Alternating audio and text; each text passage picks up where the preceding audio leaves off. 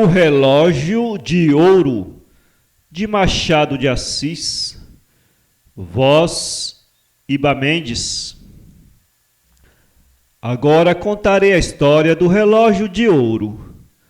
Era um grande cronômetro, inteiramente novo, preso a uma elegante cadeia. Luís Negreiros tinha muita razão em ficar boquiaberto quando viu o relógio em casa, um relógio que não era dele, nem podia ser de sua mulher. Seria a ilusão dos seus olhos? Não era. O relógio ali estava sobre uma mesa da alcova, a olhar para ele, talvez tão espantado como ele, do lugar e da situação.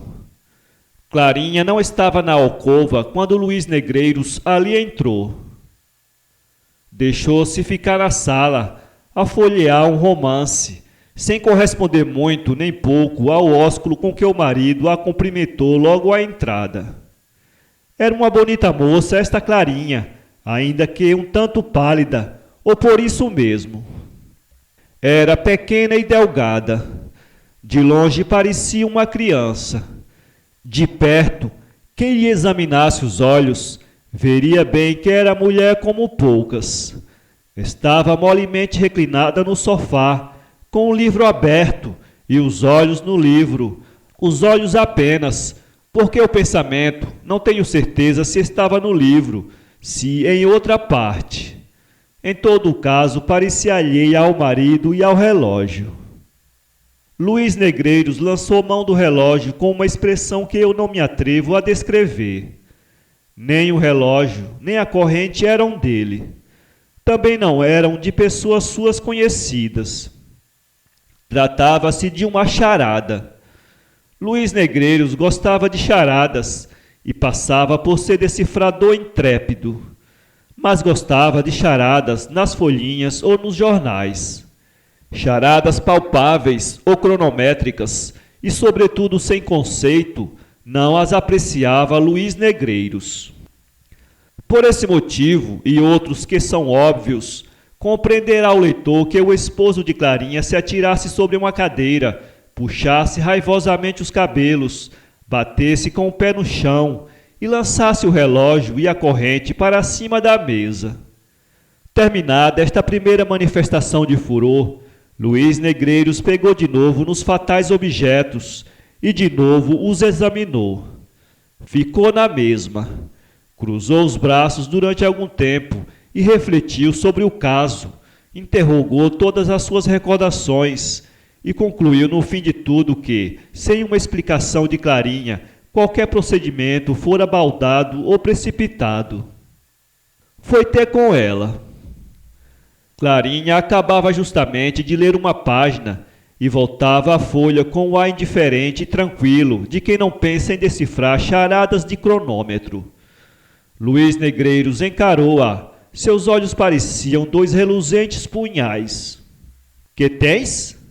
Perguntou a moça com a voz doce e meiga, que toda a gente concordava em lhe achar. Luís Negreiros não respondeu à interrogação da mulher.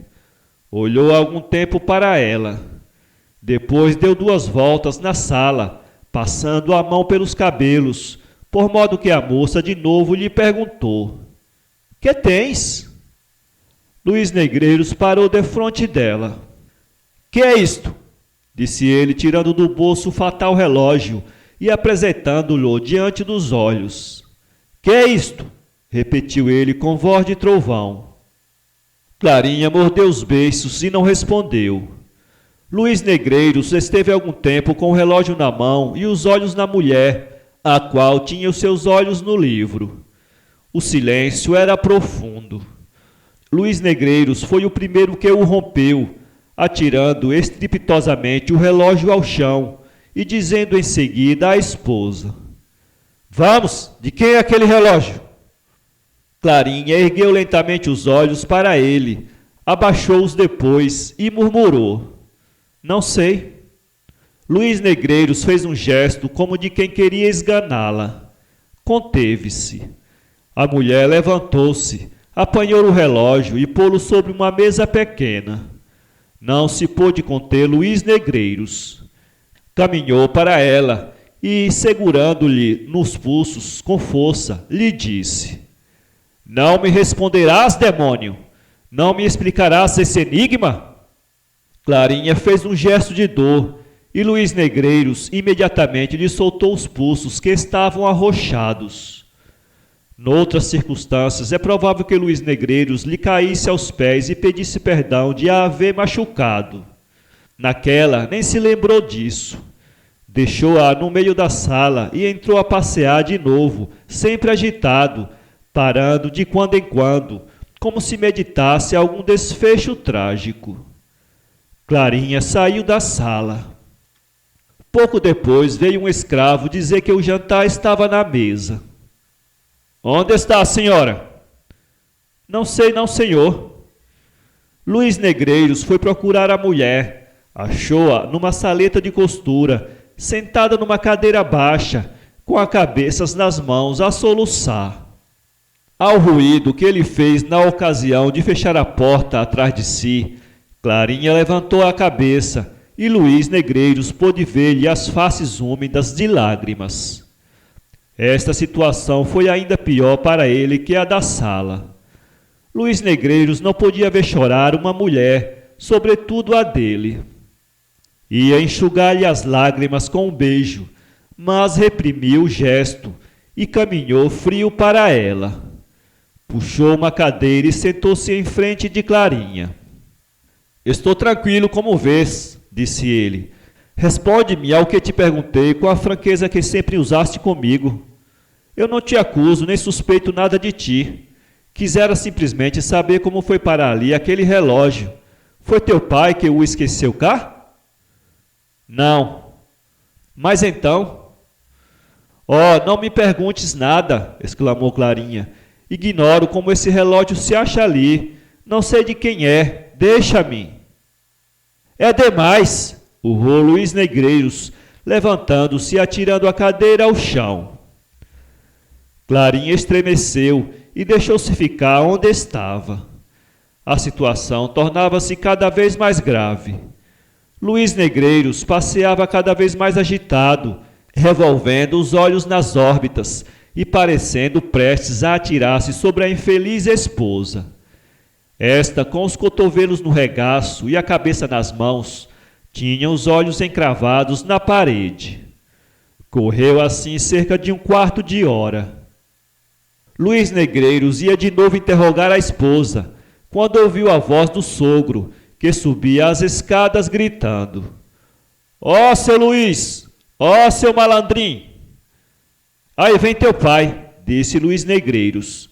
Logo me pagarás. Saiu da sala de costura e foi receber o sogro, que já estava no meio da sala, fazendo viravoltas com o chapéu de sol, com grande risco das jarras e do candelabro. Vocês estavam dormindo? Perguntou o senhor Meireles, tirando o chapéu e limpando a testa com um grande lenço encarnado. Não, senhor, estávamos conversando. Conversando? Repetiu Meireles, e acrescentou consigo. Estavam de arrufos, é o que há de ser. Vamos justamente jantar, disse Luiz Negreiros. Janta conosco? Não vim cá para outra coisa, acudiu Meireles. Janto hoje e amanhã também. Não me convidastes, mas é o mesmo. Não o convidei? Sim, não fazes anos amanhã? Ah, é verdade. Não havia razão aparente para que, depois dessas palavras ditas com um tom lúgubre, Luiz Negreiros repetisse, mas desta vez com um tom descomunalmente alegre. Ah, é verdade. Meireles, que já ia pôr o chapéu num cabide do corredor, voltou-se espantado para o genro, em cujo rosto leu a mais franca, súbita e inexplicável alegria. Está maluco, disse baixinho Meireles. Vamos jantar, bradou o genro, indo logo para dentro, enquanto Meireles, seguindo pelo corredor, ia ter à sala de jantar. Luiz Negreiros foi ter com a mulher na sala de costura e achou-a de pé, compondo os cabelos diante de um espelho. Obrigado, disse. A moça olhou para ele admirada. Obrigado, repetiu Luís Negreiros. Obrigado e perdoa-me. Dizendo isto, procurou Luís Negreiros abraçá-la. Mas a moça, com um gesto nobre, repeliu o afago do marido e foi para a sala de jantar. Tem razão, murmurou Luís Negreiros. Daí a pouco achavam-se todos três à mesa do jantar e foi servida a sopa, que Meireles achou, como era natural, de gelo.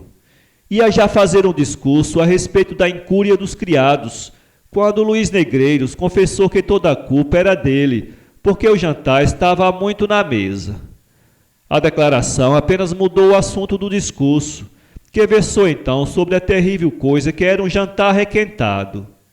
Que ne valou jamais rien. Meireles era um homem alegre, pilérico, talvez frívolo demais para a idade, mas em todo caso interessante pessoa.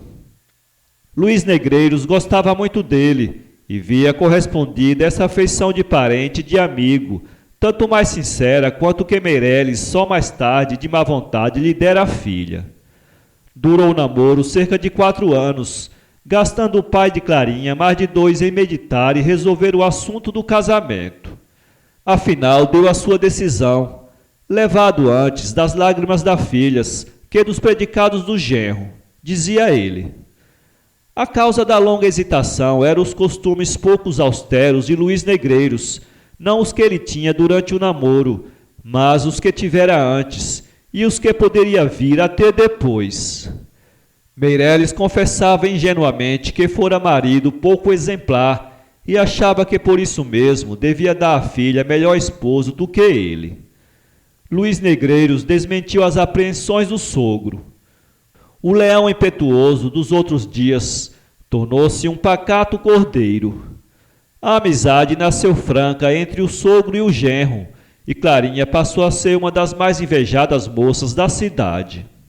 E era tanto maior o mérito de Luís Negreiros quanto que lhe não faltavam tentações. O diabo metia-se às vezes na pele de um amigo e ia convidá-lo a uma recordação dos antigos tempos. Mas Luís Negreiros dizia que se recolhera a bom porto e não queria arriscar-se outra vez às tormentas do alto mar. Clarinha amava eternamente o marido, e era a mais dócil e afável criatura que por aqueles tempos respirava o ar fluminense.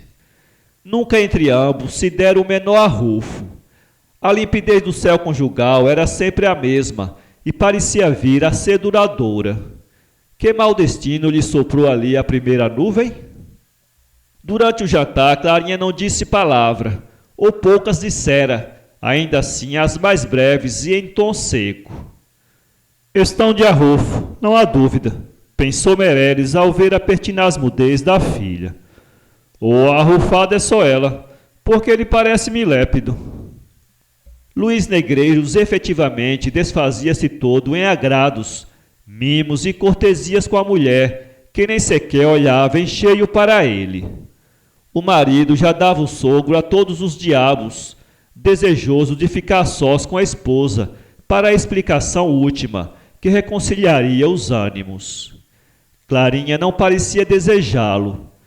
Comeu pouco e 2 ou 3 vezes soltou-se-lhe do peito um suspiro. Já se vê que o jantar, por maiores que fossem os esforços, não podia ser como nos outros dias. Meireles, sobretudo, achava-se acanhado. Não era que receasse algum grande acontecimento em casa. Sua ideia é que sem arrufos não se aprecia a felicidade, como sem tempestade não se aprecia o bom tempo. Contudo, a tristeza da filha sempre lhe punha água na fervura. Quando veio o café, Meireles propôs que fossem todos 3 ao teatro. Luís Negreiros aceitou a ideia com entusiasmo. Clarinha recusou secamente. Não te entendo hoje, Clarinha, disse o pai com um modo impaciente. Teu marido está alegre e tu pareces-me abatida e preocupada. Que tens? Clarinha não respondeu. Luís Negreiros, sem saber o que havia de dizer, tomou a resolução de fazer bolinhas de miolo de pão. Meireles levantou os ombros. Vocês lá se entendem, disse ele. Se amanhã, apesar de ser o dia que é, vocês estiverem do mesmo modo, prometo-lhes que nem a sombra me verão. Há de vir, ia dizendo Luís Negreiros, mas foi interrompido pela mulher que desatou a chorar. O jantar acabou assim triste e aborrecido. Meireles pediu ao genro que lhe explicasse o que aquilo era, e este prometeu que lhe diria tudo em ocasião oportuna. Pouco depois saiu o pai de Clarinha, protestando de novo que, se no dia seguinte os achasse do mesmo modo, nunca mais voltaria à casa deles, e que se havia coisa pior que um jantar frio ou requentado, era um jantar mal digerido. Este axioma valia o de Bolé, mas ninguém lhe prestou atenção. Clarinha fora para o quarto. O marido apenas se despediu do sogro, foi ter com ela. Achou-a sentada na cama, com a cabeça sobre uma almofada e soluçando. Luís Negreiros ajoelhou-se diante dela e pegou-lhe numa das mãos. Clarinha, disse ele, perdoa-me tudo. Já tenho a explicação do relógio. Se teu pai não me fala em vir jantar amanhã, eu não era capaz de adivinhar que o relógio era um presente de anos que tu me fazias. Não me atrevo a descrever o soberbo gesto de indignação com que a moça se pôs de pé quando ouviu estas palavras do marido. Luís Negreiros olhou para ela sem compreender nada. A moça não disse uma nem duas. Saiu do quarto e deixou o infeliz consorte mais admirado que nunca. Mas que enigma é este? Perguntava a si mesmo Luís Negreiros. Se não era um mimo de anos, que explicação pode ter o tal relógio? A situação era a mesma que antes do jantar. Luís Negreiros assentou de descobrir tudo naquela noite. Achou, entretanto, que era conveniente refletir maduramente no caso e assentar numa resolução que fosse decisiva. Com este propósito, recolheu-se ao seu gabinete e ali recordou tudo o que se havia passado desde que chegara à casa. Pesou friamente todas as razões, todos os incidentes, e buscou reproduzir na memória a expressão do rosto da moça em toda aquela tarde. O gesto de indignação e a repulsa quando ele a foi abraçar na sala de costura eram a favor dela. Mas o movimento com que mordera os lábios no momento em que ele lhe apresentou o relógio, as lágrimas que lhe rebentaram a mesa e, mais que tudo, o silêncio que ela conservava a respeito da procedência do fatal objeto, tudo isso falava contra a moça. Luís Negreiros, depois de muito cogitar, inclinou-se à mais triste e deplorável das hipóteses. Uma ideia má começou a enterrar-se-lhe no espírito, à maneira de verruma, e tão fundo penetrou que se apoderou dele em poucos instantes. Luís Negreiros era homem assomado quando a ocasião o pedia. Proferiu 2 ou 3 ameaças, saiu do gabinete e foi ter com a mulher. Clarinha recolhera-se de novo ao quarto. A porta estava apenas cerrada. Eram 9 horas da noite. Uma pequena lamparina alumiava escassamente o aposento. A moça estava outra vez assentada na cama, mas já não chorava. Tinha os olhos fitos no chão. Nem os levantou quando sentiu entrar o marido. Houve um momento de silêncio. Luís Negreiros foi o primeiro que falou. Clarinha, disse ele, este momento é solene. Responde-me ao que te pergunto desde essa tarde? A moça não respondeu. Reflete bem, Clarinha, continuou o marido. Podes arriscar a tua vida. A moça levantou os ombros. Uma nuvem passou pelos olhos de Luís Negreiros. O infeliz marido lançou as mãos ao colo da esposa e rugiu. Responde, demônio, ou morres! Clarinha soltou um grito. Espera, disse ela. Luís Negreiros recuou. Mate-me, disse ela, mas lê isto primeiro. Quando esta carta foi ao teu escritório, já te não achou lá. Foi o que o portador me disse. Luís Negreiros recebeu a carta, chegou-se à lamparina e leu estupefato estas linhas. Meu nhonhô, sei que amanhã fazes anos. Mando-te esta lembrança, tua Yayá. Assim acabou a história do relógio de ouro.